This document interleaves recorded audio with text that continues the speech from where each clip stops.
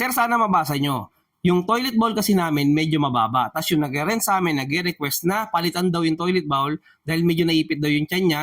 Sino daw po ba yung mag-shoulder nun? So ang sagot dyan guys is depende sa kung ano yung kontrata nyo or napag-usapan at pinirmahan nyo. Pero most of the contracts na nakita ko na, nabasa ko na, no? Kadalasan talaga dyan pagdating sa improvement, hindi po repera, improvement. Sabihin na improvement, meron na existing, gusto lang i-improve.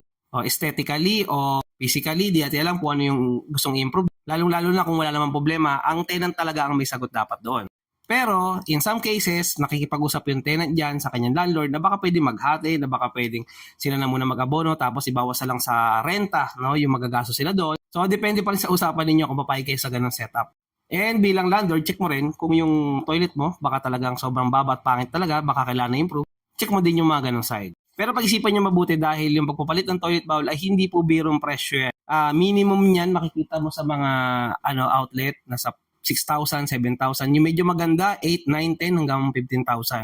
Siguro, yung mga peki na medyo maganda, ibig sabihin ng peki, mga non-branded or hindi makilalang tatak, baka mas mura dyan ng kaunti, pero still gagastos ka pa din at ganun din sa mga plumber na aayos niyan. Ulitin ko ulit yung sagot, balikan nyo yung kontrata, tignan nyo, at baka i-reconsider mo rin, baka mamaya madaan naman sa magandang usapan yung concern ni tenant. Kayo ba guys, ano bang sagot nyo sa tanong ni Kuya? Comment down below.